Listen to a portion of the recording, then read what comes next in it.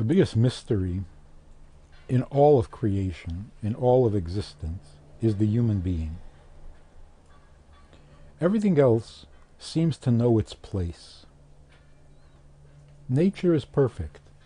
Everything does its thing. Everything has its place. Everything has its own function, and it functions, more or less perfectly. The human being doesn't seem to know where he belongs. Like, what are we doing here? And that's why we're constantly tortured by the question of, what is the purpose of life? Now, if you look at nature, the purpose of life is to survive, to continue, and to evolve. But the human being doesn't fit. We don't want to evolve.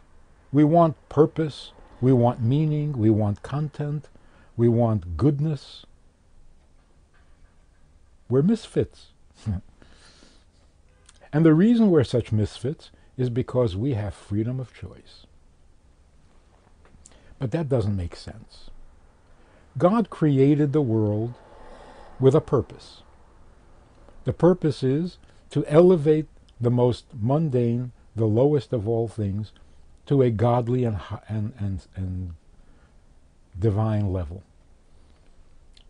To enable us to do that, he gave us the Torah, which describes him, reveals him, his purpose, his choices, his likes and dislikes. He empowered us as a nation of priests to share our godly soul and introduce him to the world and be a light to the nations.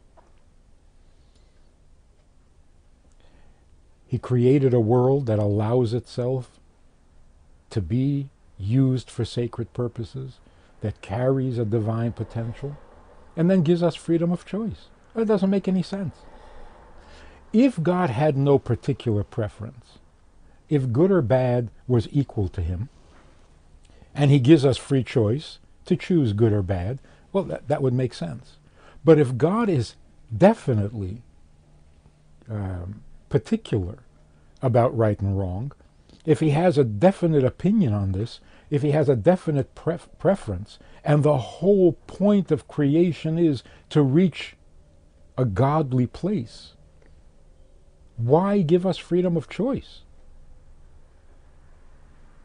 If you have one direction, if you have a very serious ambition, then everything should lead in that direction. There should be no option, there should be no freedom of choice.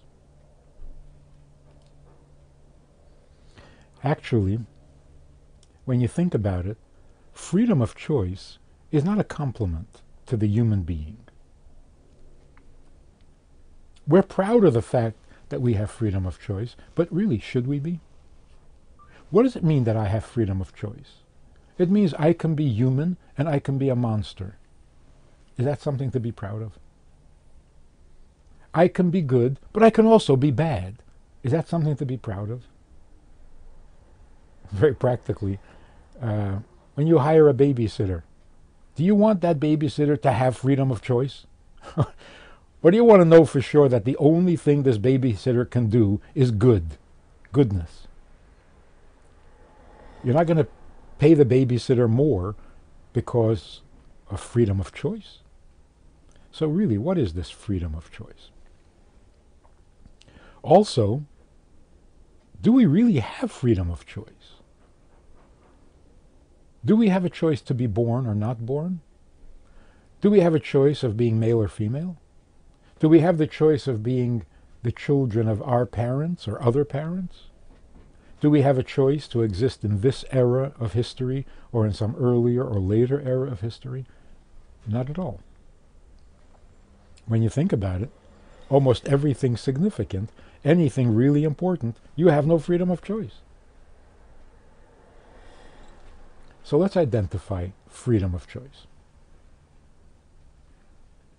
After the flood, God said, I will never do that again. I will not wipe out mankind because of their sins. Why not? Because man is born with an evil inclination. That is his nature. And therefore I can't really hold it against them if they misbehave. That sounds pretty defeatist. When it says man is evil by nature, it's not condemning us. It is in some way a compliment. God expects us to be more than good, to actually be divine, despite the fact that we are born with an evil inclination, with an evil nature. Evil doesn't mean sinister, malevolent. Evil means a child is born completely selfish, completely wrapped up in itself and its needs and its wants, and nobody else exists and nobody else is important. That's what we mean by evil. And yet this creature, who is by nature self-centered, self-absorbed, can actually outgrow that nature, transcend that nature, and become a vehicle for divinity. Where is our freedom of choice? Where can we act against our nature? When it comes to moral decision making. Human beings are not problem solvers as we once thought, because most of our problems we can't solve. We are not problem solvers. Human beings are moral decision makers. God sets up the stage. You are born when you're born, and you are created the way you are created, and to the parents you're born to, and the gender that you're given, and even the identity. If you're Jewish, you're Jewish. If you're not, you're not. These significant, important fundamentals in life are given. That is the stage in which God gives you a role to play. What is your role? Wherever you are, whoever you are, under any circumstance, there are moral choices. There's the right and the wrong. Choose the right. As God says in the Torah, I place before you a choice. Good and bad, life and death. Choose life. Choose life. But life means not don't die. Life means breathe life into the existence you are given, whatever existence you have. You're rich or poor, you're strong or weak, you're loved or hated. That's the context. Now breathe some life. Bring goodness into that context. So freedom of choice is limited to moral choice. Now here's the amazing thing. The consequences of your choice are beyond your control. Once you let loose the arrow, you have lost control. What that arrow is going to do, you have no control over. You cannot determine whether your victim is going to get hurt or not. All you can do is choose to hurt. You can choose right or wrong.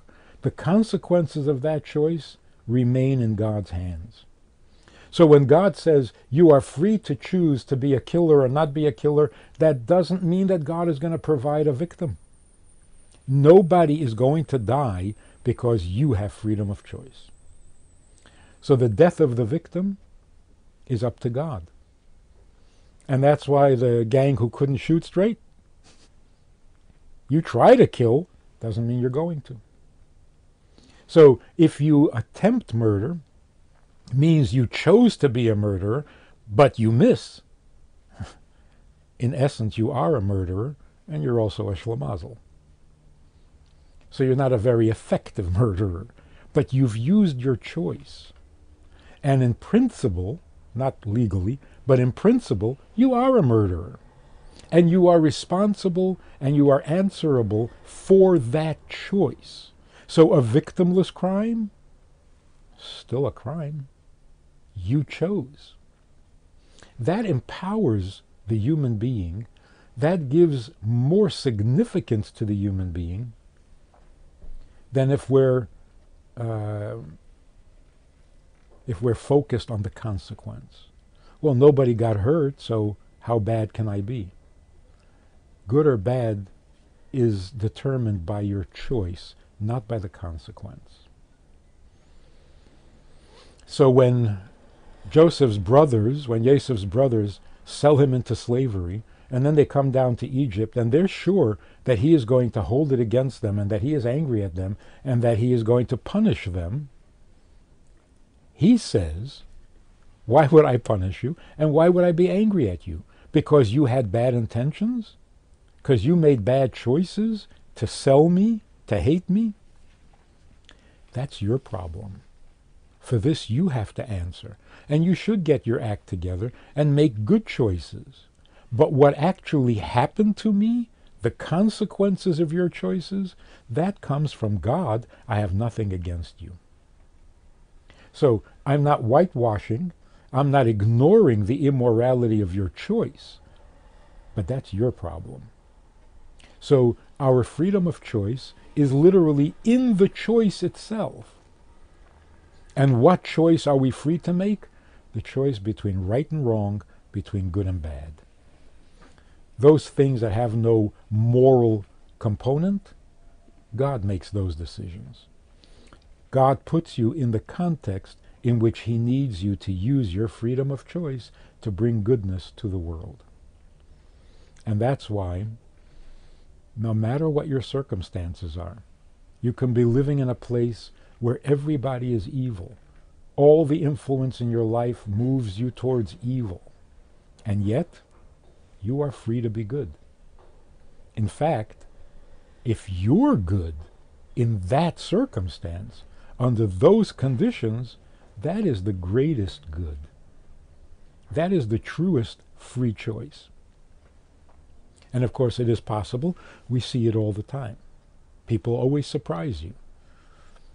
Those who have every reason to be evil suddenly turn out to be good.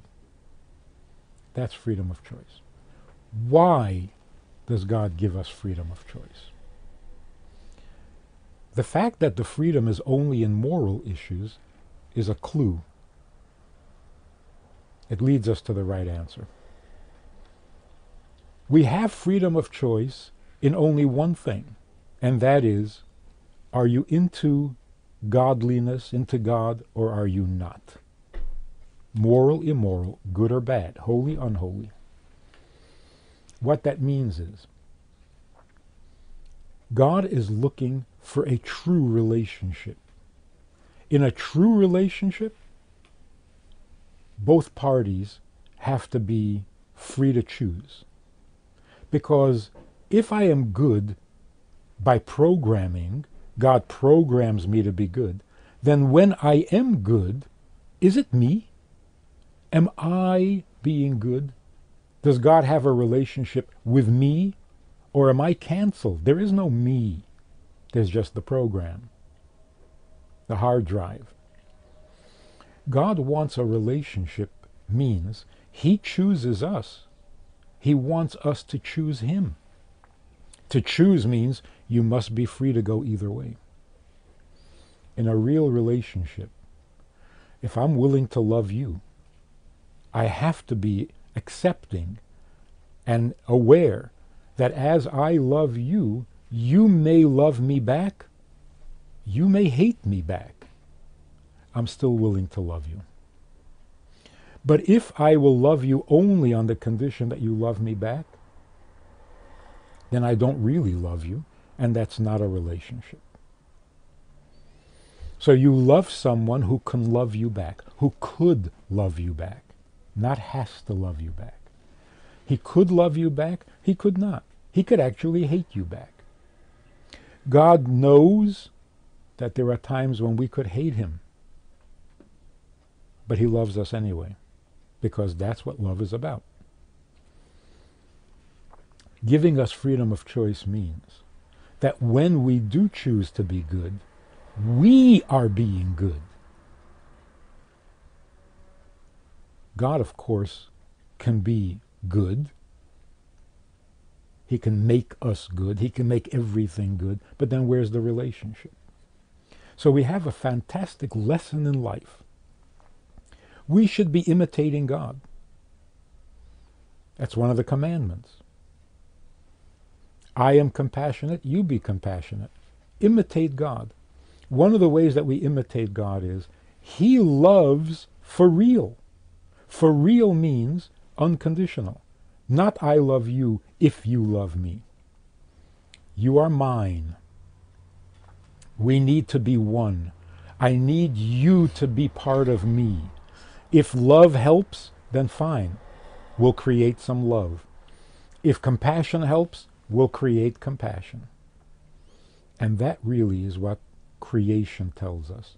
God created the world in 6 days because He wants a relationship. He wants oneness. What are the 6 days? Well, the first day is kindness. The second day is judgment. The third day is compassion, etc. What God is saying is, in order for me to have you, in order for us to become one and to have a meaningful, productive relationship, I will create whatever it takes. So I don't want you out of love, but if love will help, I'll create love. That was the first day of creation. If judgment and commitment help, well, I'll create judgment. And if compassion is necessary, I'll create compassion. This is really an amazing statement. God says, I am going to create you before I create love. I create you. And then if love is necessary, I'll create love. Imagine in a marriage where a husband says to his wife, I want you. We need to be together. We need to become one. Love is necessary. I'll get it. I'll find it. I'll steal it if I have to, but I will provide the love if that will help us be one. So love is not the condition. Love is the tool. What is the condition? The condition is, I need you. We have to be one. It's not about love, it's about you. Who do we learn this from? From our Creator. God decides to create us and then produces love as a method, as a tool, as a support. And where love is not necessary, God can be tough. Where being tough doesn't work, God can be compassionate. Where that doesn't work, God is simply loyal.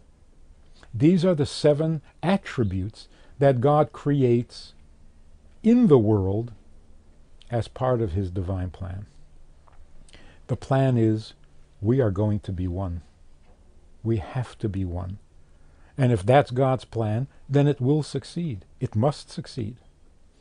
God gives us freedom of choice because if we don't choose to participate in that oneness, then it's not the real thing. So of course God wants us to do the right thing. Why give us freedom of choice? Because the right thing means getting closer to Him. If you're getting closer to Him without freedom of choice, that's not closeness. That's just programmed. So when we do the right thing, we truly are becoming one. And that does elevate the world and perfect the world and complete God's plan. What will it be? What kind of a world will we have when we finish our job and the relationship is completed? What is a perfect world?